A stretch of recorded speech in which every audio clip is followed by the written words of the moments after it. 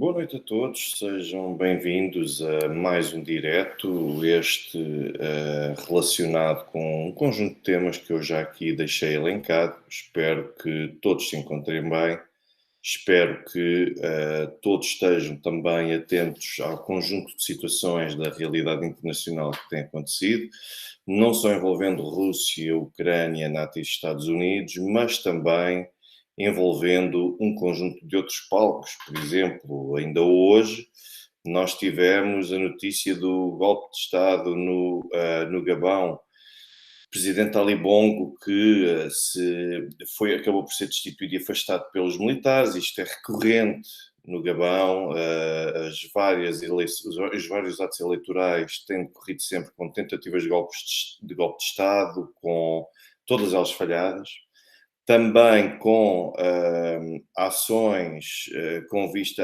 a causar algumas mortes, alguma violência também pós-eleitoral, mas de momento nós temos o presidente Ali Bongo, que venceu um terceiro mandato. Nós vemos o presidente Ali Bongo neste momento resumido à prisão domiciliária. E isso por si só acaba por ser um fator muito importante, porque uma vez mais nós temos os militares a conseguir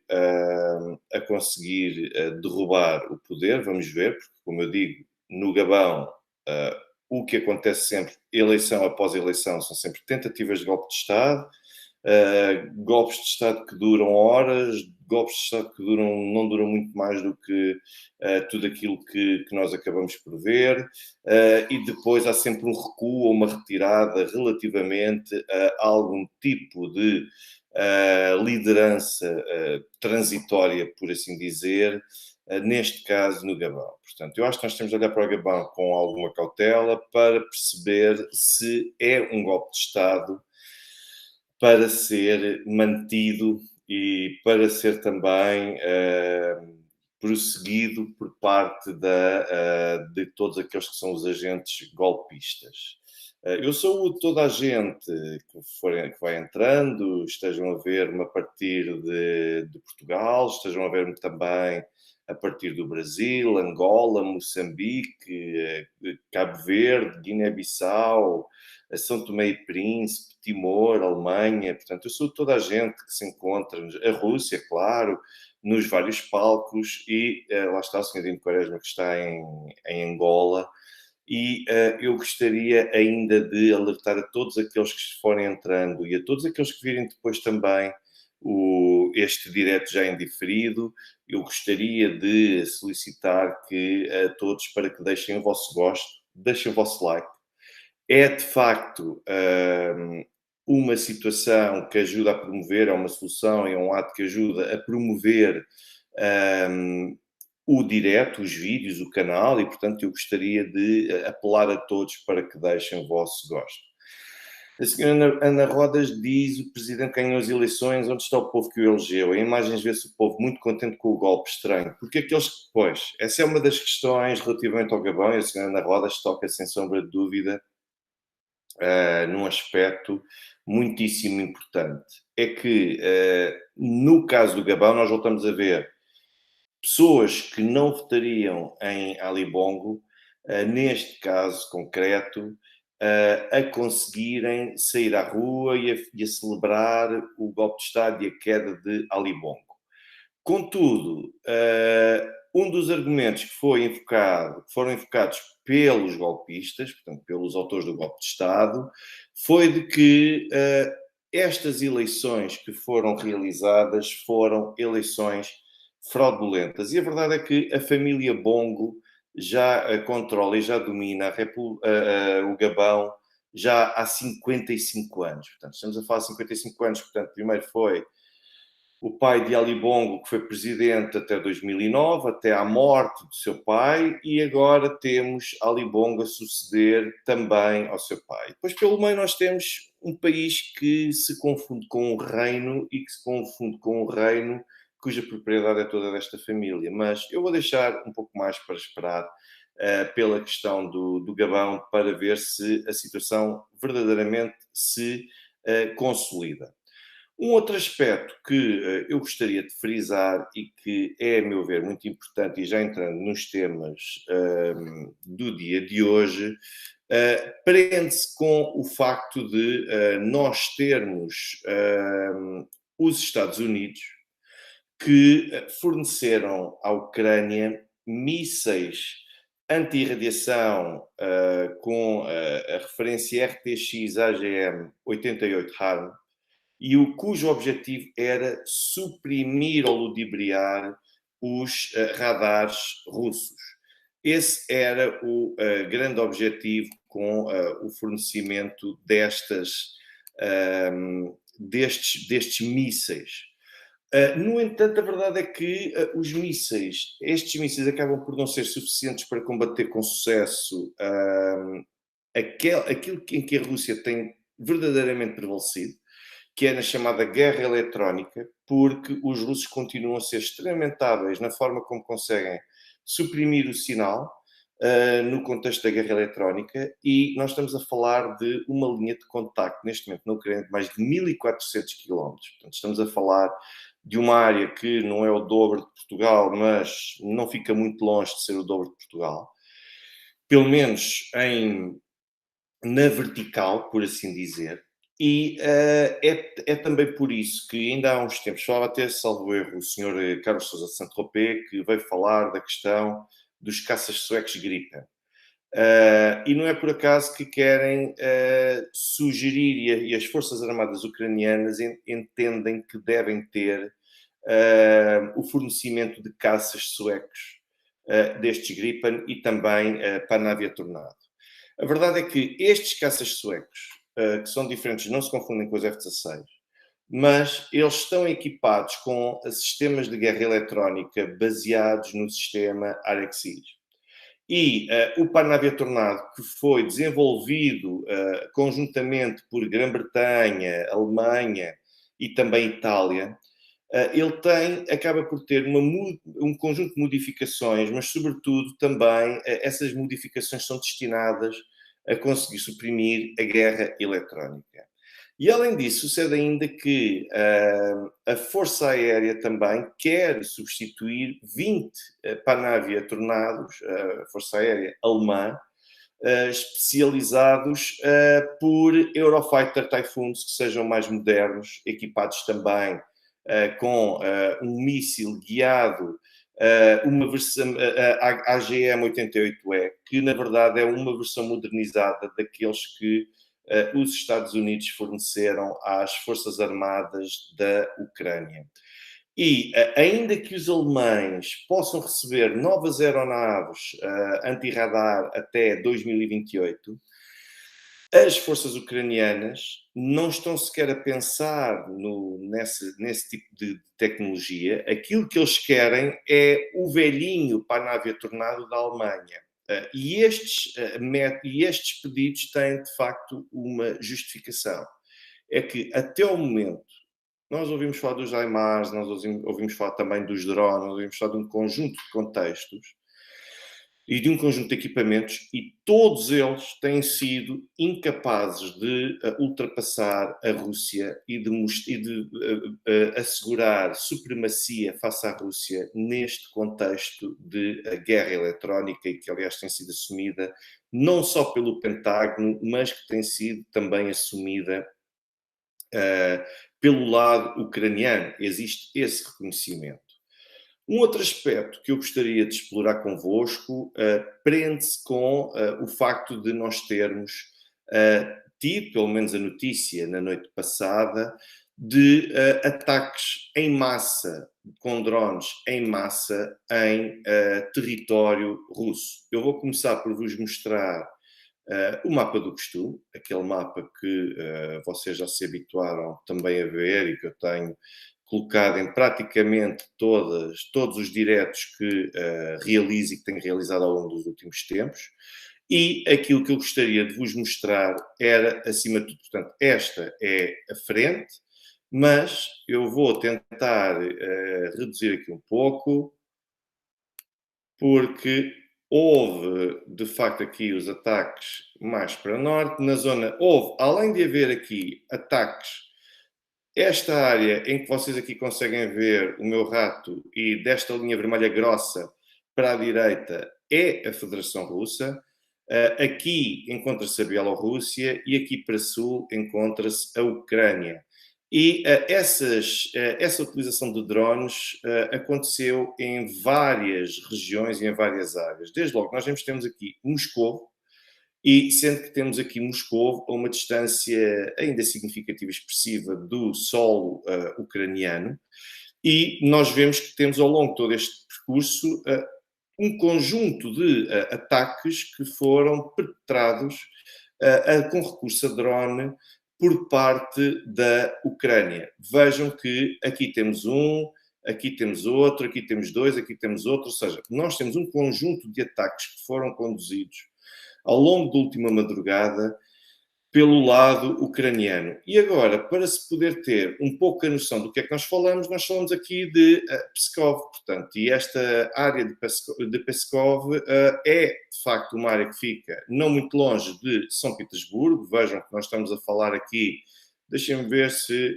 eu não sei se vou conseguir ativar isto para medir 2 pontos, não vou conseguir, mas aquilo que nós temos é, de facto, um conjunto de imagens e de vídeos dos ataques com drones a Pskov, onde eles teriam, os ucranianos, este ato está a ser imputado aos ucranianos, os ucranianos teriam conduzido ações através das quais conseguiriam chegar a todos estes pontos. E agora, um dos elementos de especulação que foram logo veiculados, e é por isso que eu não gosto de fazer diretos instantâneos sobre todo o tipo de temas assim que as notícias estão a acontecer. Porque é muito interessante e é muito bonito eu pegar aqui, fazer um direto e fazer aqui exercícios de especulação, mas depois isso na prática pode correr um sério risco de poder ser contraproducente. Porque eu posso correr o risco de estar a partilhar convosco informação que, na verdade, não é informação, é pura especulação e é apenas um ensaio ou uma tentativa de querer trazer um conteúdo novo, mas que, na verdade, nem sequer é verdadeiro. Portanto, eu prefiro esperar para ter aqui um conjunto de informações concretas para depois, sim, explorar essa situação.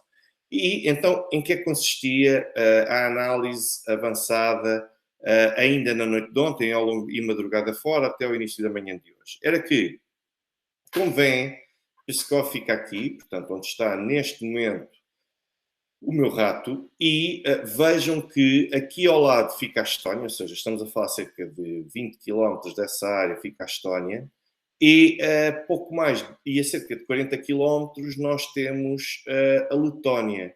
Portanto, nós temos uma proximidade territorial muito grande entre estes dois países e Pskov, onde de facto se encontrava um aeródromo com várias aeronaves e que permitam dizer que os russos desmentem que tenham sido destruídos 4 aeronaves. Portanto, os russos alegam que foram destruídas, foi destruída uma aeronave e que 4 ficaram danificadas, mas que não terão ficado destruídas ou impossibilitadas de virem a ser usadas. Onde é que agora estará a verdade? Nós não saberemos. Portanto, vamos naturalmente também considerar isto sim, a versão russa, e não apenas assumir que foram 4 aeronaves que foram destruídas, porque isso não tem, isto é a alegação do lado ucraniano, naturalmente. Isto está nas manchetes de todos os jornais e na comunicação social ocidental. Recordo que os ucranianos, neste momento, e a NATO, têm uma tarefa que é de levar a comunicação social a passar informação que permita às pessoas entusiasmarem-se e acreditarem que, afinal, o esforço e o sacrifício que todos estão a fazer está a ser muito bem feito e está a ser muito bem realizado. Portanto, pensem nisso, porque é importante dar este tipo de vitórias na comunicação social para mostrar que, afinal, as coisas até estão a valer a pena e estão a ser justificadas. Mas, quando eu olho para aqui, eu vejo desde logo, portanto, este é o balanço feito pelos russos, o outro é o balanço feito pelos ucranianos, e agora, onde é que estará a verdade? Nunca saberemos, volto a insistir. Mas, então houve analistas que serão logo isto foi a partir da Estónia. Se fosse a partir da Estónia, isto teria consequências. E teria consequências de que os russos iriam ter de desencadear e teria partido do lado da Estónia um ataque contra a Rússia. O que não quer dizer que a Rússia, que a Estónia tivesse todos os membros da NATO contra si. Portanto, o famoso artigo 5º do Tratado do Atlântico Norte, aquilo que estabelece é que em caso de ataque armado por parte de uma outra, de um terceiro Estado, o que é que isto significa? Isto significa que esse ataque armado pressupõe que tenha sido um ato unilateral proveniente de um terceiro Estado. Ou seja, não pressupõe, nem está implícito, que seja em resultado de uma agressão cometida pela Estónia ou de um ato de uso da força cometido por parte da Estónia ou da Letónia, que depois, em resposta a esse ato, que possamos ter a invocação e que o artigo 5º seja acionado em defesa da Estónia ou da Letónia. Portanto, são contextos muito diferentes, porque aqui estaríamos a falar de uma resposta, de uma retaliação por parte da Rússia, e não estaríamos a falar de um ataque armado, a menos que este se verificasse desproporcional e também refletisse um ato de tentativa de ir muito para além daquilo que é a resposta esperada num contexto de retaliação a um ataque proveniente de solo estónio ou letão.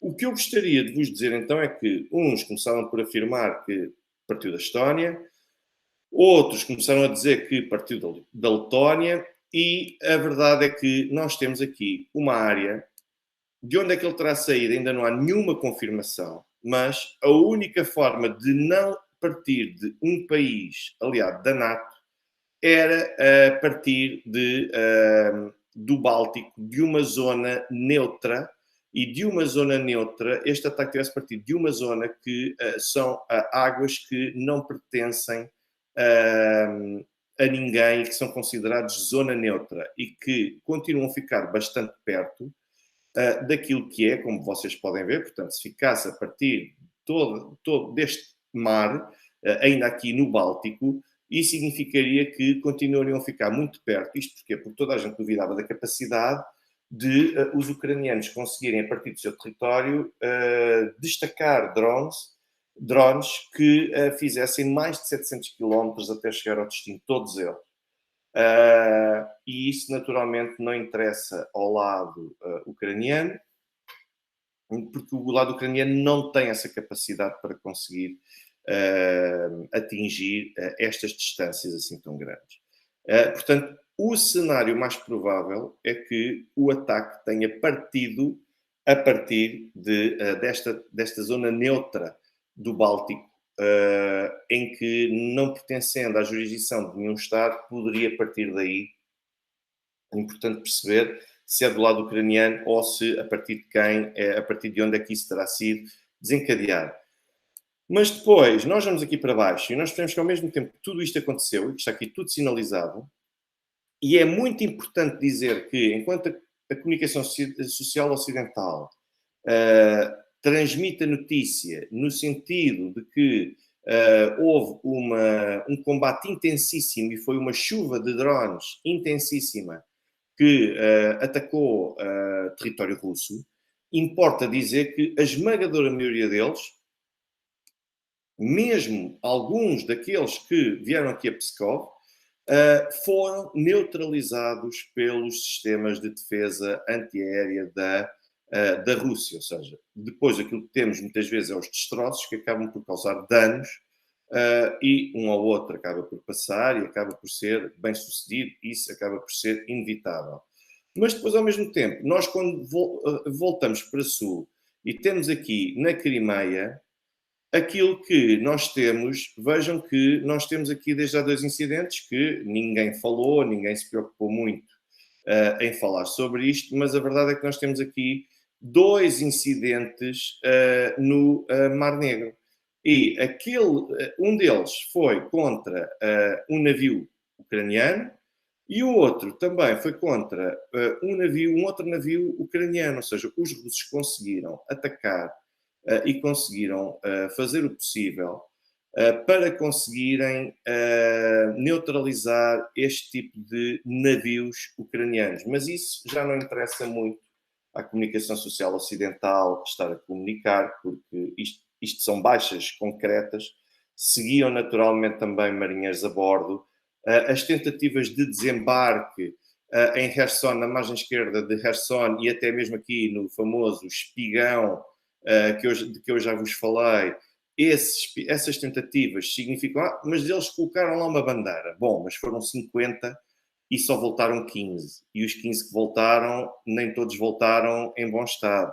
Portanto, se é para continuar com estas missões suicidas, a Rússia não parece importar-se muito que continuem a colocar uma bandeira neste tipo de território, se depois isso significar eliminar todos estes verdadeiros suicidas que avançam para este tipo de missão. E depois temos ainda aqui na Península da Crimeia, que eu espero que vocês consigam ver, aqui na Península da Crimeia, nós temos um outro incidente. E quando fala aqui de a raqueta é míssil, portanto, houve um míssil que foi neutralizado pelo sistema de defesa antiaéreo da Rússia e que impediu com que este míssil atingisse a costa ocidental e do noroeste da Crimeia. Portanto, isto para vos dar conta das notícias de última hora que têm, das últimas 24 horas, que têm verdadeiramente estado verificadas no preciso momento. Ainda sobre a linha da frente, eu vou deixar a questão do iate de Putin para o último plano, portanto, porque acho que não é melhor seguir nesta sequência de fazer uma incursão e um périplo sobre tudo aquilo que aconteceu, mas eu vou-vos mostrar uma vez mais a situação que nós aqui temos neste mapa. Esta é a situação de segurança. Continuam as tentativas de desembarcar na margem esquerda do Rio de Dnieper por parte do lado ucraniano, todos eles sempre sem sucesso. E quando eu digo sem sucesso, não é só chegar ao outro lado. Isso parece quase que estamos aqui num desporto olímpico em que é preciso tocar na ponta da piscina para mostrar que se chegou ou que se concluiu uma prova. Portanto, aqui é preciso ir para o outro lado e conseguir ter alguma consequência ou algum efeito útil. E não é isso que a Ucrânia está a conseguir aqui. Ora bem, voltamos aqui a Zaparódia e, olhando para Zaparódia, nós voltamos outra vez a tocar na localidade de Rabotina. E porquê que eu gostaria de tocar em Rabotina? Porque, até o momento, apesar das alegações de que os ucranianos dominam e continuam a dominar Rabotina, a verdade é que, quando nós olhamos para a situação no terreno, Rabotina ainda não está sob controle total do lado ucraniano. Aliás, e não só não está sob controle total, como os russos ainda continuam presentes na zona sul de Rabotina. Recordo que estamos a falar de uma localidade com uma área manifestamente reduzida. E não só estamos a falar de uma área de uma localidade com uma área bastante reduzida, como a densidade populacional acaba por ser exemplificativa do quão pequena esta localidade é, porque nos censos de 2001, que foram os últimos realizados nesta zona, Rabotina tinha menos de 500 habitantes. Não é 500 mil, é menos de 500 habitantes. E neste momento é uma localidade totalmente destruída. Está tudo reduzido a destroço. É como se tivesse passado um cilindro gigante pela cidade e tivesse desfeito tudo naquela cidade. Portanto, tivesse literalmente passado a ferro a cidade toda. É assim que esta localidade de Rabotina se encontra. Portanto, uma parte, aquilo que os ucranianos têm conseguido fazer é assegurar o controle de um conjunto de espaços, quarteirões, de áreas dentro de Rabotina, na zona norte de Rabotina. Mas, a sul, aliás, os combates ainda continuam a ser travados e, a sul, os russos ainda continuam a dominar, ou pelo menos ainda continuam a controlar uma zona, ainda que ínfima, mas a sul ainda tem aqui uma franja, e os ucranianos ainda não conseguem dominar a localidade toda.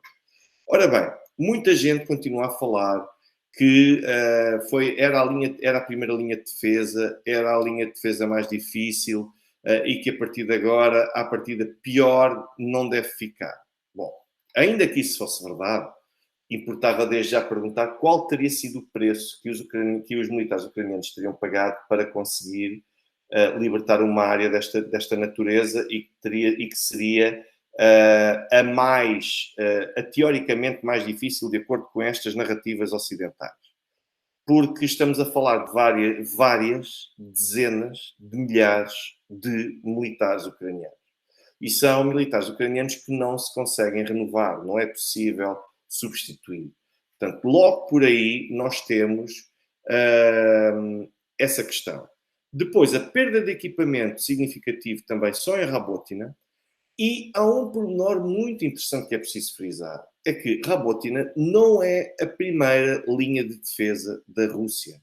Esta, se bem se recordam, já vos falei várias vezes, que antes das 3 linhas de defesa que a Rússia tem estabelecidas e tem montadas em Zaporozhye, antes de se chegar lá, a primeira grande linha de defesa só começa em Tokmak. Aliás, entre Tokmak e Rabotina. É aí que começa a primeira grande linha de defesa da Rússia. Aquilo que nós temos em Rabotina é uma área de segurança que, por regra, costuma ser estabelecida cerca de 15 km de distância da primeira linha de defesa. Ou seja, se esta é ainda a chamada zona de segurança antes de os ucranianos quererem abordar a primeira linha de defesa, quer dizer, e os ucranianos já perderam toda esta gente, eu não quero, e já estão a utilizar as últimas reservas, eu não quero perceber como é que é possível que os ucranianos tenham a ambição de continuar a progredir por aqui abaixo e poder chegar a Tokmak, que fica aqui bastante distante. Reparem que fica a cerca de 30 km de Tokmak. Nós estamos a falar de Rabotina, que está aqui, e daqui, por esta estrada, sempre por aqui adiante, nós chegamos a Tokmak. Nós estamos a falar de cerca de 30 km que marcam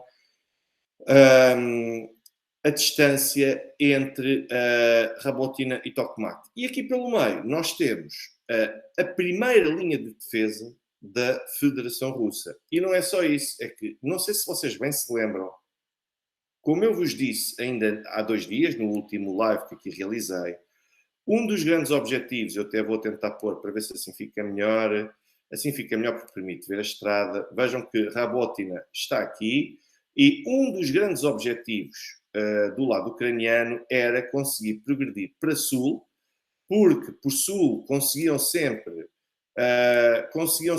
continuar a descer e conseguiam chegar a Melitopol, que fica muito perto já da costa de Zaporozhye. Depois, o outro objetivo para o lado ucraniano era, deixem-me ver se talvez assim isto se veja mal, mas talvez assim se veja melhor. O outro grande objetivo era progredir para o leste, onde poderiam aproveitar as estradas, ou tentar aproveitar as estradas para, a partir daqui, não só alargar mais este terreno, este território, para não ficarem presos numa espécie de cerco e se colocarem a jeito para o cerco, como se continuassem a descer por ali fora, mais para leste, iam ter a Mariupol, e depois, se continuassem, em vez de seguirem tanto para sudeste, se viessem mais para sul, iriam ter a Berdyansk, que é também uma outra localidade estratégica aqui junto à costa de Zaporozhye. O grande objetivo, eu disse-vos, acabaria por ser esse. E quando eu olho para os trabalhos das últimas 48 horas,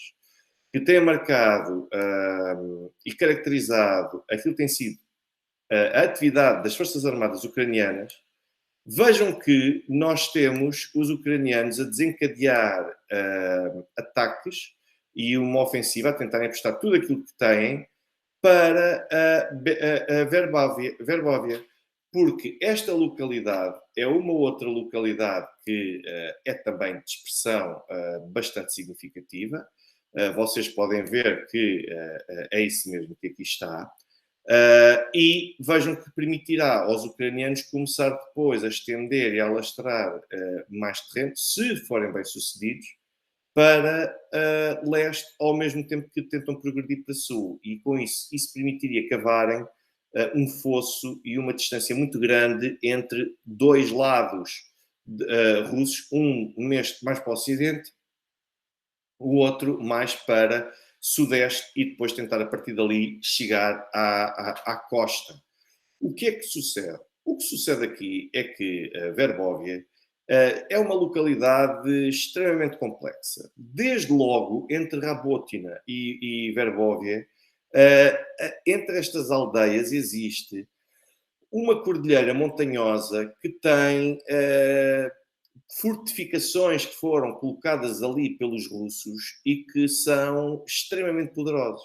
Depois nós temos outra coisa, é que se as batalhas por Rabotina já duram desde pelo menos nas últimas 3 semanas, tem sido absolutamente a um ritmo muito mais intensivo que aquilo que era, mas as abordagens já começaram a 4 de junho, portanto já estão, se os ucranianos estão há quase 3 meses para conseguir conquistar Rabotina, eu não consigo perceber como é que a batalha por Verbóvia acabará por ser do lado ucraniano. Porque estima-se que, de facto, esta batalha possa ser ainda mais longa. E porquê? Bom, desde logo porque a aldeia de Verbóvia é muito maior. Estamos a falar de cerca de 9 km², muito mais, em termos de dimensão, é muito maior do que Rabotina. E, aliás, reflexo disso também é o facto de, em 2001, uma vez mais, os censos em Verbóvia indicarem que residiam naquela aldeia mais de 1.200 pessoas. Portanto, estamos a falar de quase 3 vezes mais a densidade populacional de Rabotina. E depois tem outra particularidade, é que tem um terreno, a Verbóvia tem um terreno extremamente complexo.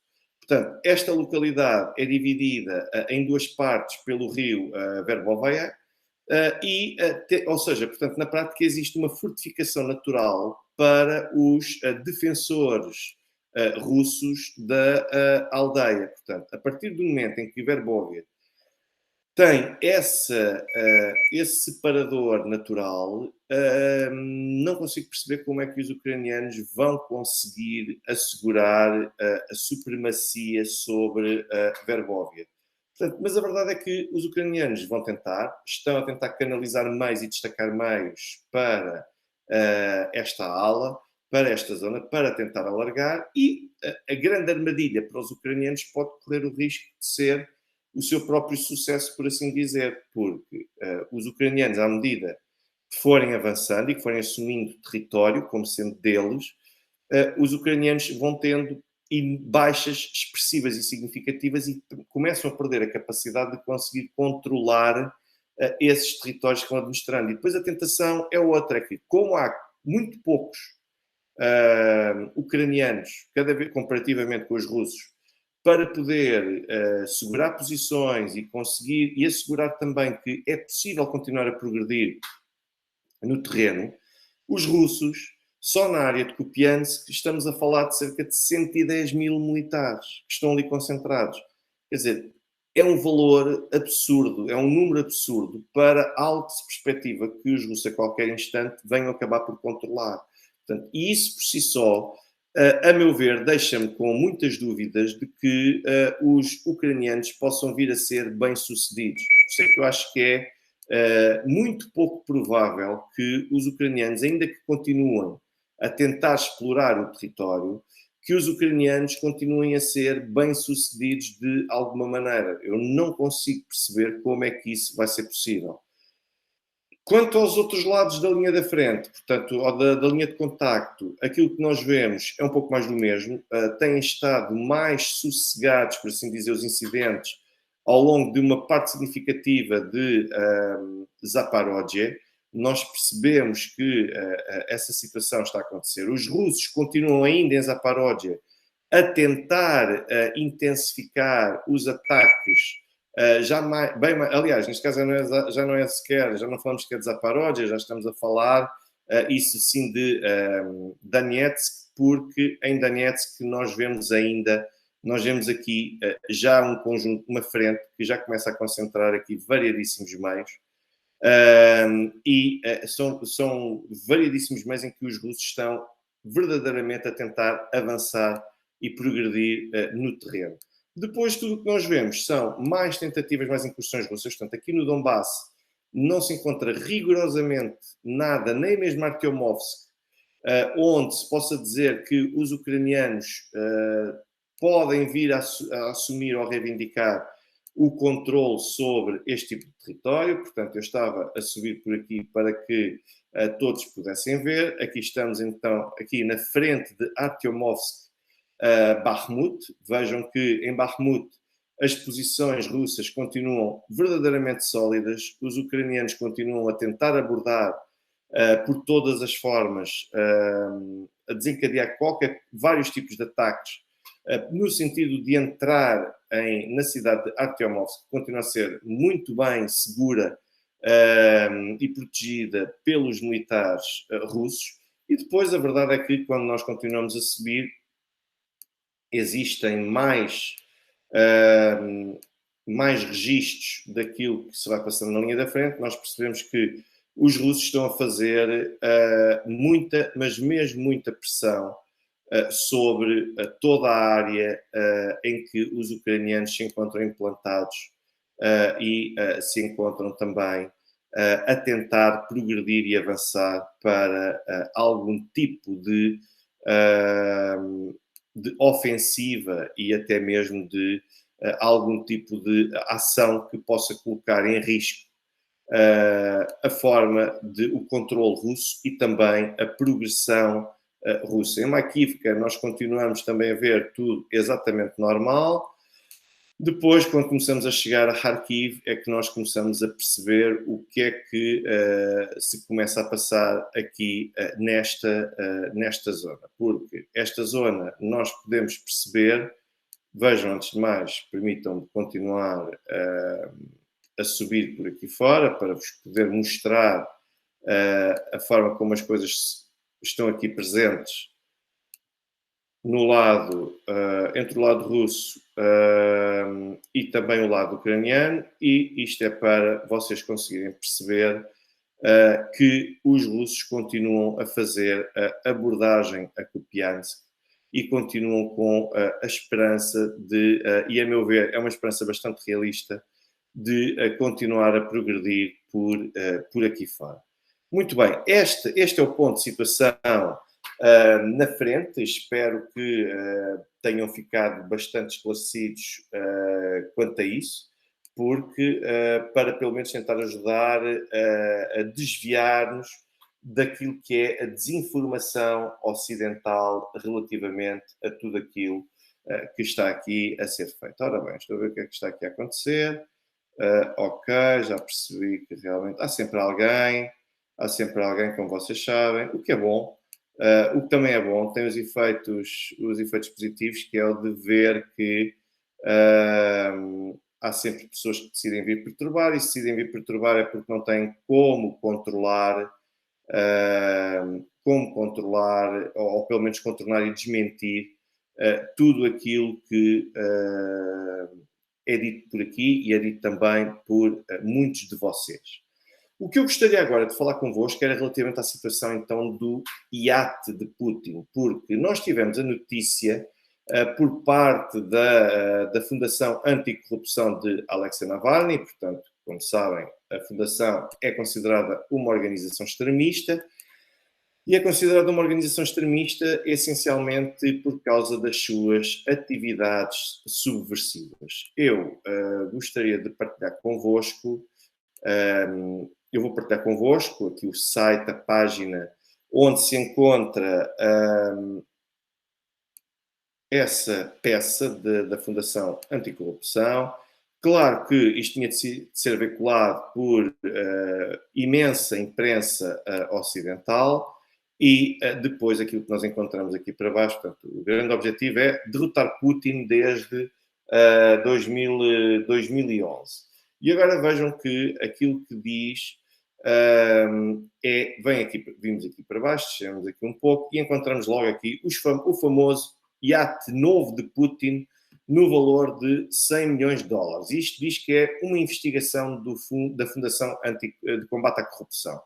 Bom, a verdade é que isto que aqui diz, portanto, aquilo que alega a Fundação Anticorrupção de Alexei Navalny, recordo sempre a toda a gente que isto é a Fundação de Alexei Navalny, que é uma fundação considerada extremista e qualificada como tal, portanto, não pode ter atividade legalizada na Rússia por causa do teor subversivo da sua atividade. E aquilo que nós aqui encontramos é que foi atribuído a Putin o iate Graceful, um iate de 82 metros de comprimento, com o custo de 100 milhões de dólares. Sendo que aquilo que é dito é que em 2022 foram gastos 3 mil milhões de rublos para os trabalhos de manutenção. Portanto, estamos a falar de um câmbio muito simplista, cerca de 30 milhões de euros para os custos e para a manutenção deste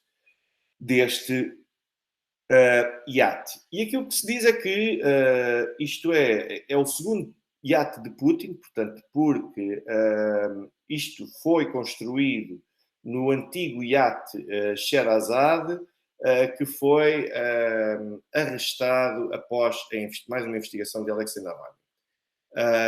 É dito isto, a forma que diz, aquilo que diz aqui é que, por exemplo, há tapetes que custam 6 milhões de rublos, portanto 60 mil euros, mais ou menos.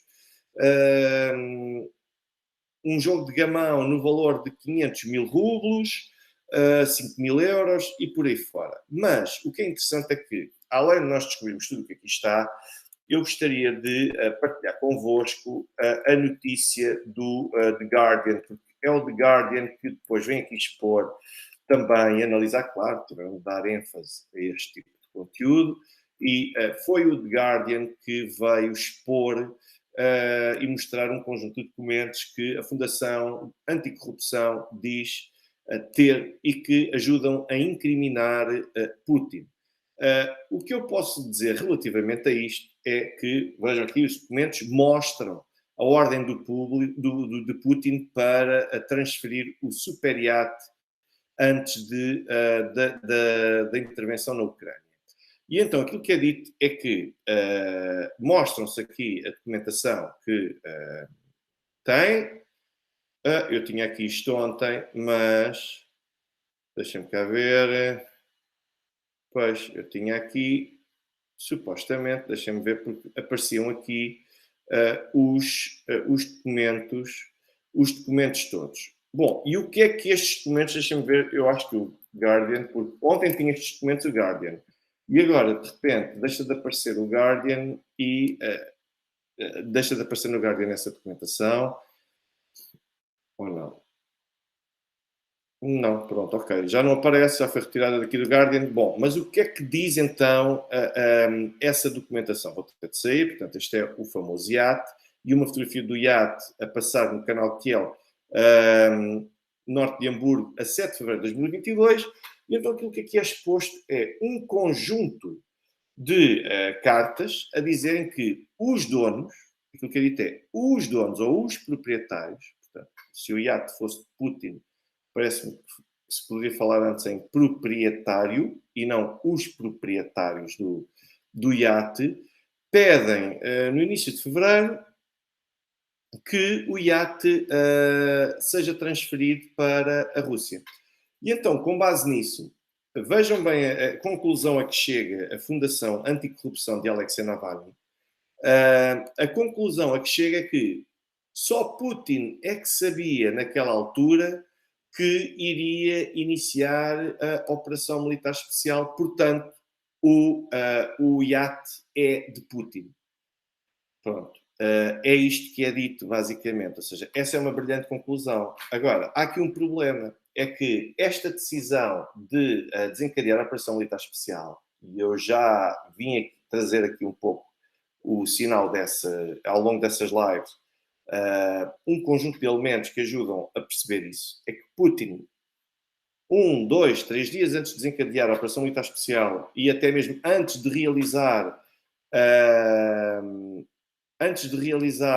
de fazer o reconhecimento oficial das repúblicas de Donetsk e de Lugansk como sendo os territórios soberanos, independentes e soberanos, foi nessa altura que Putin se começou a reunir com todos os seus peritos e especialistas, incluindo os especialistas em economia, Elvira Nabiulina e um conjunto de outros especialistas, para perceber quais eram os riscos de avançar com uma manobra desta natureza.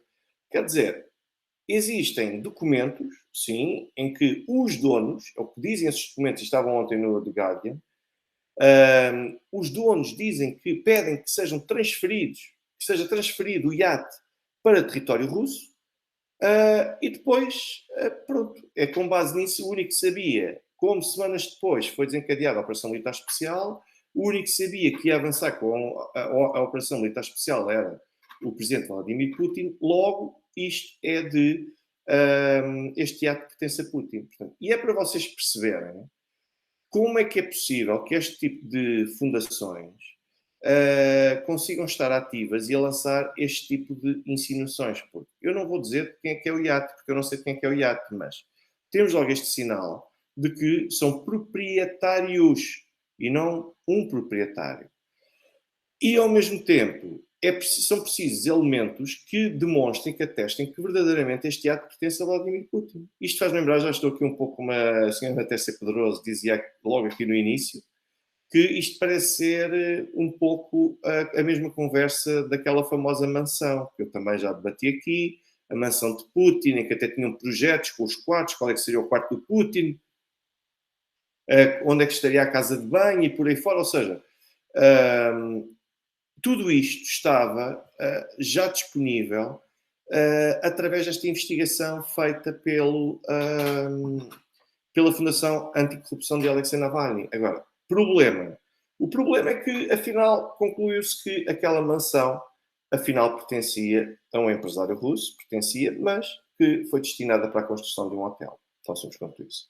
Sr. Feitbeck, quem conhece o Patrick Lancaster, conhece naturalmente o trabalho dele, ele também me conhece, que também costumo acompanhar as coisas que aqui vão, portanto sei que é um jornalismo de excelência, uma campanha também de excelência. Pronto.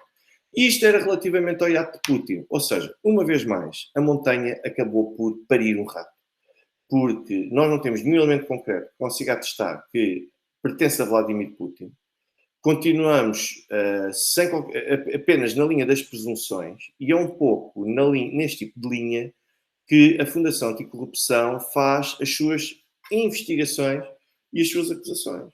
E a partir daqui acham, com toda a convicção, que é possível imputar a uma parte, que é possível imputar ao presidente russo todo este conjunto de bens de que ele alegadamente seria proprietário. Portanto, isto por si só parece-me ser grave, mas é interessante que o The Guardian falava também nisso ontem, que era a mesma entidade que construiu este iate, como estavam a querer associar este iate a Vladimir Putin, o enquadramento que fazem de quem o construiu é dizer que já tinha construído, por exemplo, para Adolf Hitler, também um conjunto de navios e embarcações.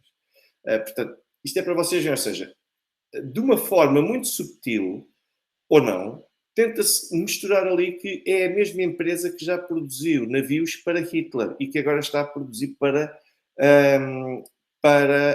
Vladimir Putin. Percebem? É a tentativa de colagem, uma vez mais, e de equiparação de Putin a Adolf Hitler. Portanto, não há nada a fazer, as pessoas querem continuar com este tipo de comparações, com este tipo de lavagens cerebrais, e há um objetivo deliberado de uma boa parte da comunicação social de defender esta campanha a todo custo para manter a população galvanizada. E quanto mais contraditório se fizer, quanto mais provas se publicarem do contrário, mais frágil fica a narrativa e mais difícil fica de poder manter o espírito anímico de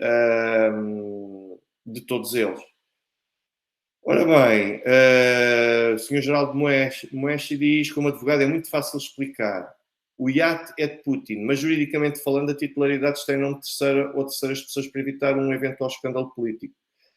Sr. Geraldo, é assim, eu estou a perceber o raciocínio, mas continua a faltar aqui um conjunto de peças que consigam, pelo menos, deduzir que este iate é de Putin. Ele dava-lhe utilização. Quantas vezes é que Putin esteve neste iate? Houve familiares de Putin que estiveram neste iate? Houve alguém que fosse do círculo de Putin que estivesse neste iate?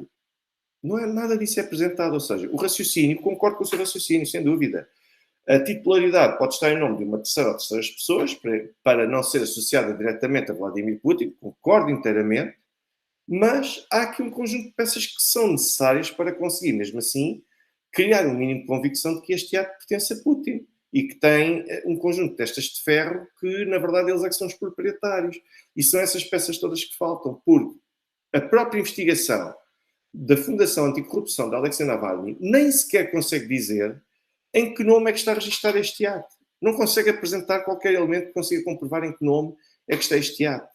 Portanto, parece-me um exercício de elasticidade extremamente exigente conseguir juntar o ponto A ao ponto P sem passar pelo B, C, D, E, F, por aí fora. Portanto, olha, senhora Gisele Sadariano, toca num ponto muito interessante.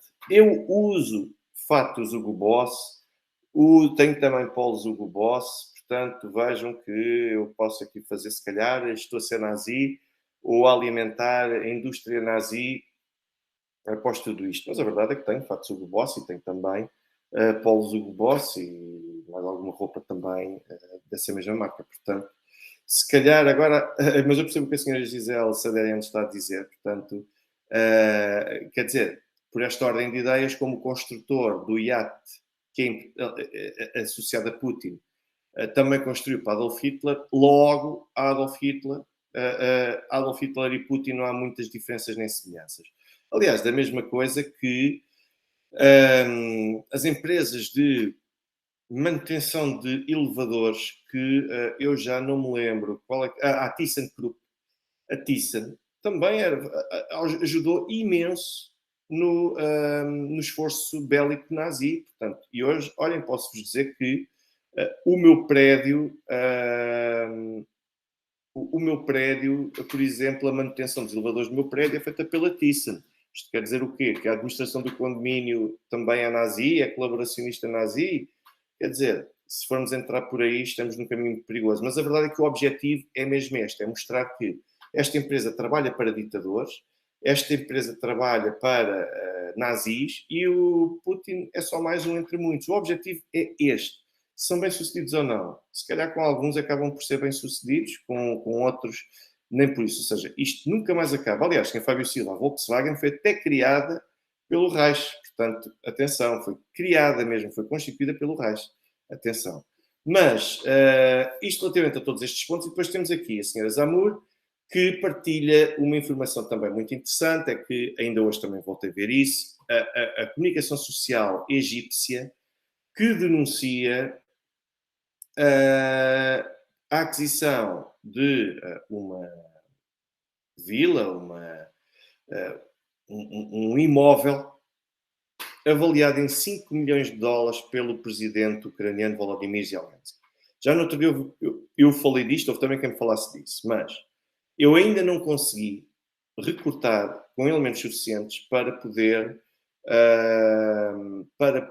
afirmar se de facto a notícia corresponde à verdade ou não. Portanto, peço naturalmente que eu não vou aqui associar-me a uma notícia que é lesiva para Volodymyr Zelensky sem ter a mínima certeza de que aquilo corresponde à verdade, senão sou apenas um veículo de boatos, rumores e notícias falsas e por aí fora.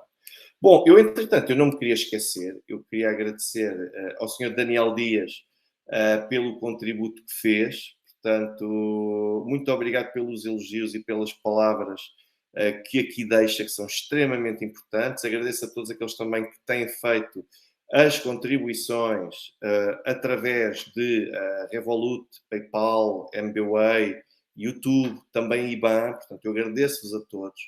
porque são contributos tremendamente significativos e é também uma forma de reconhecimento do trabalho que eu aqui deixo.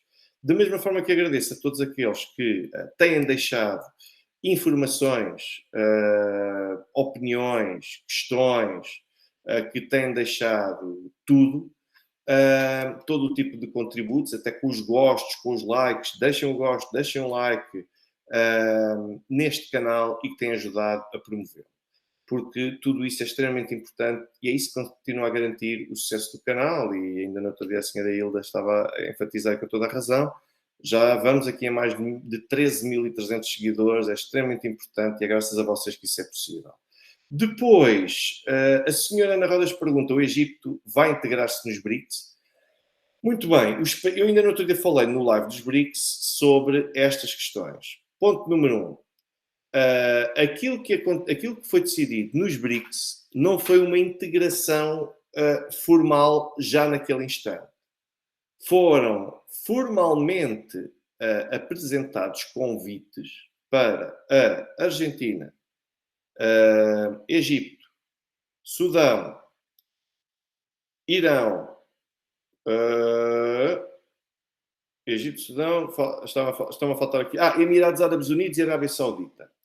Para a Etiópia, não foi Sudão, foi Etiópia. Egito, Etiópia, Emirados Árabes Unidos, Arábia Saudita, Irão e Argentina. E aquilo que foi feito e foi decidido na Cimeira dos BRICS foi um convite formal para que estes países integrem os BRICS. Agora, cabe no final a eles conseguirem manifestar formalmente esse interesse e passam a pertencer aos BRICS já a partir de 1 de janeiro de 2024. As únicas dúvidas aqui eram sobre se a Argentina iria querer continuar a levar avante ou por adiante a sua pretensão de integrar os BRICS, sobretudo dado o momento político atual, mas para já, sim, tem toda a razão, Sr. Ezio Torres. Sudão, porque eu pensei na Etiópia. E o cérebro prega-nos estas partidas. Por causa do Nilo, e como a Etiópia também ainda é banhada também e é agraciada pelas águas do Nilo, eu fiz logo naturalmente a confusão entre Sudão e Etiópia, mas é a Etiópia que acaba por ter um papel ainda mais estratégico. Perante tudo isto, eu gostaria uma vez mais de agradecer a todos as intervenções que cada um de vocês aqui fez. Tudo aquilo que vocês foram deixando e que foram fazendo enquanto comentários, questões, todas elas muito, muito, muito importantes. E depois, eu estava a ver aquilo que vocês iam aqui falando para ver se havia aqui mais alguma coisa que eu pudesse continuar a falar. Agradeço uma vez mais, quero os contributos financeiros. Alerto-vos que estão ainda abertas as inscrições para o curso A Estrutura Política e Jurídica da União Europeia, que é um curso de 4 horas que eu vou realizar nos próximos dias, 12 e 13 de setembro, entre as 16 e as 18 horas, sendo que depois vou também gravar as sessões para disponibilizar no meu canal de YouTube, mas sempre sujeita a essa ao pagamento da inscrição. Como devem calcular, estamos a falar de uma componente muito mais técnica, para que as pessoas consigam compreender o que é a União Europeia e como é que funciona a União Europeia. E quem quiser saber mais sobre o Tribunal Penal Internacional, o curso já está disponível online no YouTube, sendo que devem apenas proceder à formalização da inscrição para que eu vos possa disponibilizar as aulas do curso durante um período de 15 dias seguidos e podem ver em que altura quiserem, podem pôr no pause, ver mais tarde, podem fazer o que quiserem. Portanto, todos os que estiverem interessados, contactem-me sempre através dos meios habituais que já sabem muitos de vocês, que, nomeadamente, este é o meu mail, este é o meu WhatsApp e que também serve de MBWay. E depois vocês têm também o meu canal de Telegram. Eu tenho também conta aberta no Spotify, no Patreon. Portanto, estou em todas estas frentes. Portanto, agradecia que ficassem aqui presentes. Senhora Fatback, se eu puder fazer uma live sobre o CBDC e a próxima pandemia? Olha, é de facto um aspecto interessante a poder explorar, porque aliás, são dois aspectos que podem ser explorados. Portanto, eu agradeço imenso a todos e quem sabe se não vamos ter aqui alguma coisa desse género. Para já, eu faço votos de continuação de uma excelente noite a todos vocês e até amanhã.